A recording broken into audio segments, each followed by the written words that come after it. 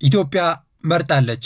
እንደ ኢትዮጵያ ላሉ በዲሞክራሲ ስርዓት ለሚተዳደሩ ሀገራት ምርጫ ተራ ድምጽ የመስጠት ሂደት ብቻ አይደለም። ምርጫ የሀገር ግንባታ፣ የውይይትና የሀገሪቷን የነገ ዕጣ ፈንታ የመቀየሻ መንገድ ተደርጎ ይወሰዳል። ይህም የምርጫ እንቅስቃሴ የሀገር መንግስት ግንባታው ጠንካራ መሆኑን የሚያሳይ ትልቅ ስራ ነው።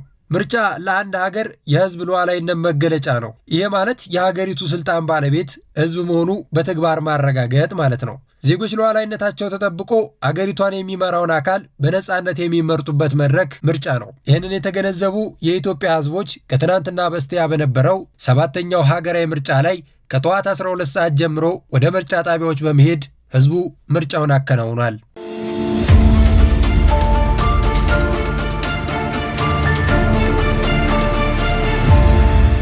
በተለይ ደግሞ እንደ ኢትዮጵያ ላሉ በርካታ ብሔሮችና ብሔረሰቦች ላሉባት ሀገር ሰፊ የህዝብ ቁጥርና ውስብስብ የፖለቲካዊና ታሪካዊ ሁኔታዎች ባሉባት ሀገር ውስጥ ምርጫ ማካሄድ ትልቅ ትርጉም ያለው ወሳኝ ጉዳይ ነው። ምክንያቱም በምርጫ ሂደት ውስጥ የራሱ የሆነ ልዩ ፈተናና ጠቀሜታዎች ስላሉት ነው። ታዲያ ሀገራችን ኢትዮጵያ በየ5 ዓመቱ ምርጫን ታካሄዳለች። ይህም ቀን ደርሶ የኢትዮጵያ ህዝብ ሀገራዊ የምርጫ ሂደትን በመከተል ምርጫውን መርጧል። ይህም ህዝቡ በየ5 ዓመቱ በልዩነት የሚያስተዳድረውን መንግስት ይመርጣል ማለት ነው። በዚህም ምርጫ ለቀጣይ 5 ዓመታት የሚያስተዳድረውን ይሆነኛል የሚለውን ህዝቡ በራሱ ድምፅ እንዲመርጥ አድርጎታል። ህዝብ በምርጫ ሂደት ውስጥ ተሳታፊ እንዲሆን ከማድረጉም በላይ በሀገሪቷ ምርጫ መደረጉ ደግሞ ለህዝብና ለሀገሪቷ የሚያመጣው ትልቅ ትርፍ አለው። የዚህ ትርፍ ተቋዳሽ ለመሆን ህዝቡም ምርጫውን መርጧል።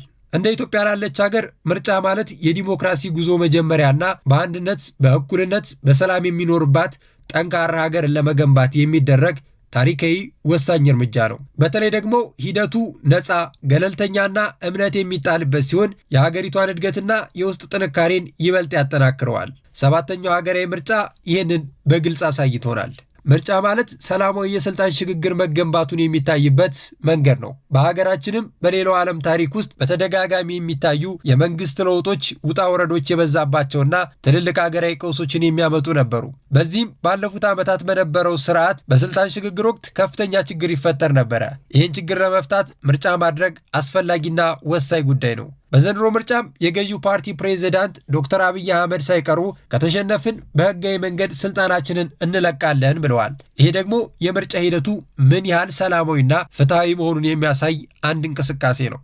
በተለይ ደግሞ ህጋዊና ፍትሐዊ ምርጫ ሲደረግ በሀገሪቷ ውስጥ ያለው ስልጣን በሰላም በህጋዊና በሰለጠነ መንገድ ከአንድ መንግስት ወደ ሌላ መንግስት የሚሸጋገርበት ስርዓት ወሳኝ መስመር ሆኖ ያገለግላል። በሀገራችን ኢትዮጵያ 7ኛው ጠቅላላ ምርጫ መደረጉ ህዝቡ የመረጠው መንግስት በቀጣይ ሀገሪቷን እንዲያስተዳድር ስልጣኑን ይሰጠዋል ማለት ነው። ለዚህም ማሳያ በዘንድሮ ምርጫ የሚሳተፈው የኢትዮጵያ ዜጎች ለማህበራዊ ፍትህ ኢዜማ መሪ የሆኑት አቶ እዮም መሳፍንት እንዳሉት ከሆነ ሂደቱ ግልጽ፣ ፍትሐዊና ዲሞክራሲ እስከሆነ ድረስ ውጤቱን በጸጋ እንቀበላለን አሉ። ይሄ ማለት ያሸነፈው ሀገርን ይመራል ማለት ነው። ተሸናፊዎች ደግሞ ለቀጣይ ምርጫ ራሳቸውን እንዲያዘጋጁ እድል ይፈጥርላቸዋል።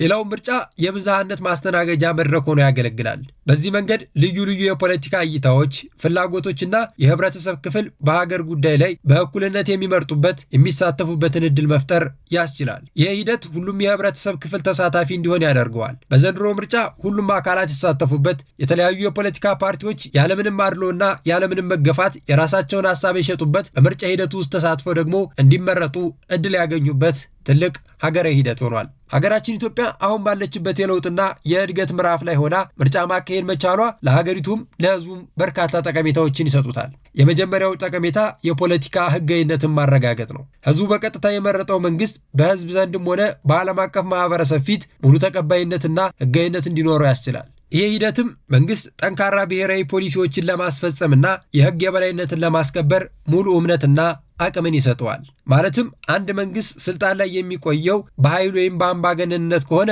የፖለቲካ ህጋዊነት የለውም ማለት ነው። በነፃና ፍትሐዊ ምርጫ የህዝብን ድምፅ አግኝቶ ሲመረጥ ህዝቡ በፈቃደኝነት ለመንግስት ህጎችና መመሪያዎች ይገዛል። ይህም ሂደት መንግስት አገርና ህዝብን ለመምራት የሚያስችል የሞራል የበላይነት ይሰጠዋል። ለዚህም ነው 7ኛው ሀገራዊ ምርጫ የተለያዩ የፖለቲካ ፓርቲዎች ተወዳድረዋል።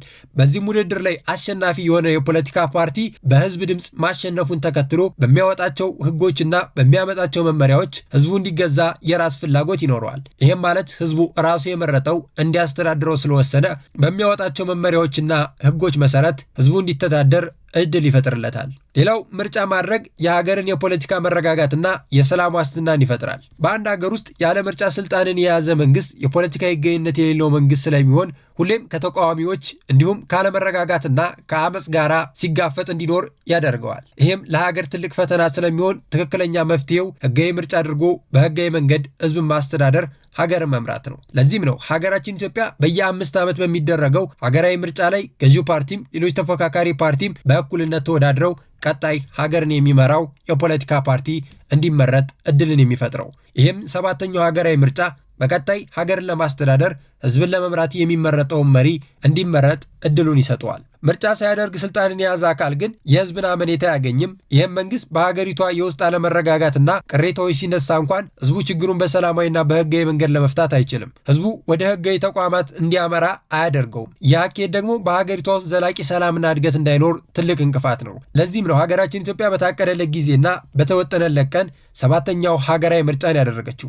ምክንያቱም ህዝቡ ነፃነትን ማግኘት አለበት፣ የህግ የበላይነት መከበር አለበት፣ በፍትሃዊ መንገድ ህዝብ መተዳደር አለበትና የሚመርጠው መንግስት ደግሞ ቅሬታውን የሚፈታለት እንዲሆን ያደርገዋል። በምርጫ ሂደት የተመረጠ መንግስት በዓለም አቀፍ መድረክ ተቀባይነት እንዲያገኝ ያደርገዋል። በተለይ አሁን ላይ ባለው የዓለም ፖለቲካ ውጥረት ምክንያት በዲሞክራሲ መንገድ የህዝብ ውክልና ያገኘ መንግስት ከዓለም አቀፍ ተቋማትና ከጎረቤት ሀገራት እንደዚሁም ከትላልቅ ለጋሾች ጋር ያለው ግንኙነት ጠንካራ እንዲሆን ትልቁን ድርሻ ይዛል። ይህም ህጋዊ አካሄድ ተከትሎ መንግስት የመሰረተ ሀገር የተለያዩ ህጋዊና ቀጥተኛ የውጭ ኢንቨስትመንቶችን ለመሳብ ብድርና እርዳታ ለማግኘት እንዲሁም በዲፕሎማሲ መድረክ የሀገርን ጥቅም ለማስከበር ትልቅ አቅምን ይፈጥርለታል። 7ኛው ሀገራዊ ምርጫ ይህንን አሳይቶናል። በተለይ ከምርጫ በፊት በነበሩ የፖለቲካ ክርክሮች ላይ የተለያዩ የፖለቲካ ፓርቲዎች በቀጠናዊ ጉዳይ፣ በዓለም አቀፍ ጉዳይ ላይ ምን አይነት ሀሳብ እንዳላቸው ሀሳባቸውን ለህዝብ ሲያቀርቡ ነበረ። በእነዚህ ሀሳቦችም ላይ ተንተርሶ ህዝብ ለሀገርና ለቀጠናው ይጠቅማል ያለ መንግስት በራሱ ምርጫ በድምፁ መምረጥ ችሏል።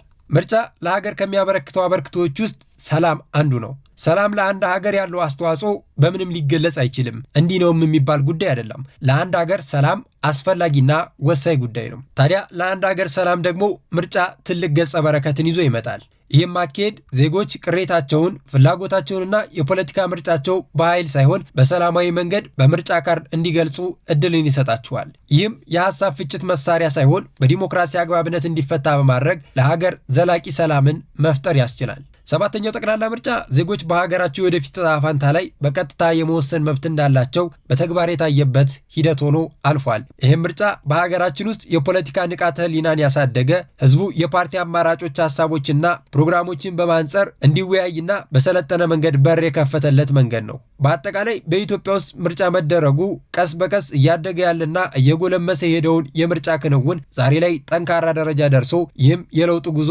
ለሀገር ህልውና፣ ሰላምና ሁለንተናዊ እድገት የሚያበረክተውን አስተዋጽኦ አሳይቶናል። በ7ኛው ሀገራዊ ምርጫ ህዝቡ በራሱ ድምፅ የራሱን መንግስት መርጧል። የተመረጠው መንግስት ደግሞ ህዝቡንና ሀገርን ለማገልገል ቃል በገባው መንገድ ለማገልገል ዝግጁ ይሆናል።